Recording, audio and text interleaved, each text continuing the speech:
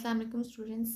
आज का हमारा टॉपिक है रूट मीन स्क्वायर वेलोसिटी, जिसको हम CRMS से भी डिनोट कर सकते हैं। ठीक है, इसमें सबसे पहले हम इसकी जो डेफिनेशन है हम उसको देख लेते हैं।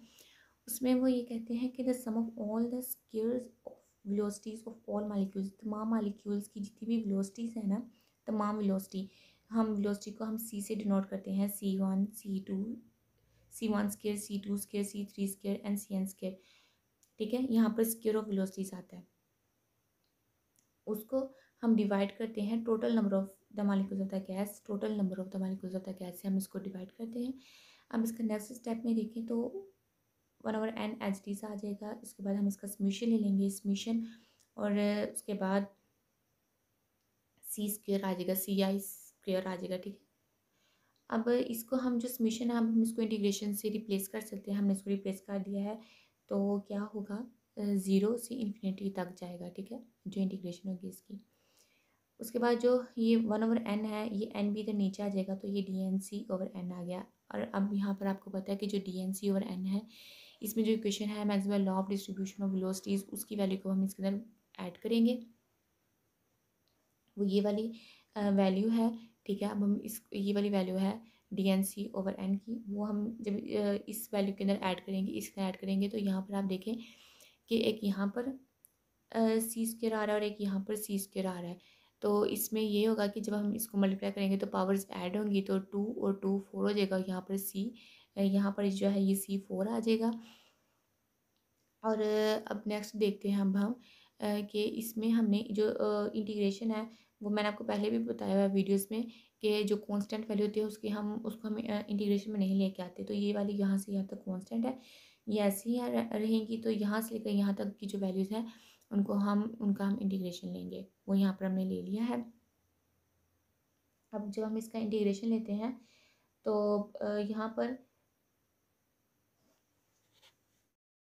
अब हमने यहाँ पर ना ये वाली जो इक्वेशन है, इसको हमको यहाँ पर पुट करना पड़ेगा। लेकिन आपको याद होगा कि Maxwell law of distribution of velocity में हमने इसको फाइंड किया था। ये कोई न्यू फार्मूला या इक्वेशन नहीं है, ये पुरानी ही है। ठीक है, और अब अगर आप इस टॉपिक तक पहुँच गए हैं तो इसका मतलब ये है कि आपको ये अब तक याद हो भी गई होगी। ठीक है, ये वाली। अब हम इसको जब हम इसके साथ ऐड करते हैं तो 2kT/m, एक तो यहाँ पर है ये, लेकिन इधर उल्टा है, m/2kT है, और यहाँ पर भी है m/2kT। जब हम इसको इसके अंदर पुट करते हैं तो यहाँ पर अल्फा स्क्वायर है, तो सिंपली क्या होगा, जब यहाँ पे वैल्यू उल्टा है तो इन्वर्स होगा, 1/α² होगा। तो यहाँ पर हमारे पास 1/α² आ जाता है, यहाँ पर भी -c²/α² आ जाता है। बकाया सारी वैल्यू एज इट इज़ ऐसे की ऐसे ही रहती है। अब हम नेक्स्ट स्टेप पर जाते हैं तो यहाँ पर देखें कि यहाँ पर जो इंटीग्रेशन की वैल्यू है, ठीक है, वो यहाँ पर लिखी हुई है, और वो किसकी इक्वल है, 3/8 α5 जज़र पाई। वो हम इधर अब ऐड कर देते हैं। हमने इधर ऐड कर दिया है, इसकी जगह जो कांस्टेंट वैल्यू थी वो एज इट इज़ है। अब हमने इसको इधर ऐड किया है, तो यहाँ पे जो है ना 3/2, अब हम इसको अलग-अलग करके लिखेंगे। जब हम इसको अलग-अलग करके लिखते हैं तो ये जो 3/2 है, इसके साथ अल्फ़ा के स्क्वायर के साथ ये 2 से कैंसिल हो जाता है, इधर खाली 3 रह जाता है, वो 3 हमने इधर लिख दिया है। और जो पाई है उसके साथ 3/2 आ जाएगा, वो इधर लिख दिया 3/2, और बकाया वैल्यू एज इट इज़ है। और यहाँ पे जिधर था तो हमने इसको 1/2 लिख दिया है। बात सेम है, लेकिन जब हमने कटिंग करनी है तो इस वजह से हमने इसको इस तरह लिख दिया है। अब यहाँ से ये पाई और ये पाई 1/2 है। जब हम इनकी पावर्स को ऐड करेंगे, वैसे तो इस एज में बच्चों को पता होता है कि क्या आएगा, वो आता है पाई 3/2।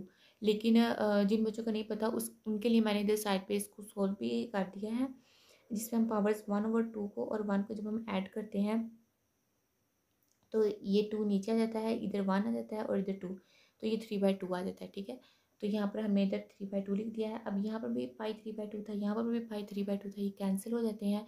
यहाँ पे ये भी कैंसिल हो जाते हैं, 4 1 से और 4 2 2 ज़ार 8। ठीक है, यहाँ से कैंसिल हो जाते हैं। तो हमारे पास जो नीचे इक्वेशन आती हैं वो ये आती है, C/2 = 3/2 α²। अब हमने यहाँ से स्क्वायर को ख़त्म करना है, हम अंडर रूट ले लेते हैं, दोनों तरफ ले लिया अंडर रूट। अंडर रूट लेंगे तो यहाँ पर हमारे पास यहाँ से भी कैंसिल हो जाएगा, तो सिर्फ जो अंडर रूट है वो 3/2 के ऊपर आ जाएगा। अब यहाँ से हमें वो वैल्यू का पता है जो हमने इधर लिखी है, इधर ऊपर ये alpha square is equal to 2 KT/m, लेकिन नीचे सिंपली अल्फ़ा है। तो अब हम क्या करेंगे कि 2 KT/, जो m है उसमें हम इधर हम स्क्वायर ले लेंगे, ठीक है, अंडर रूट ले लेंगे। तो अंडर रूट ले लो, यहाँ 1/2 काट लो, हमने इधर अंडर रूट ले लिया। तो यहाँ से 3/2 और यहाँ से ये टू कैंसिल हो जाएंगे। उसके बाद ये जो 3 है ये भी अंडर रूट 3 है, ये भी अंडर रूट KT/m है। तो इन दोनों को इकट्ठा लिख लेंगे, इकट्ठा हमने इधर लिख लिया। और यहाँ पर हमारे पास KM इज इक्वल टू है R/m के, वो हमने इधर लिख दिया। अब यहाँ पे जो है ना जिजर 3 वो किसके बराबर है, 1.732 इसके बराबर है। तो यहाँ पर हमारी डेरिवेशन कंप्लीट होती है।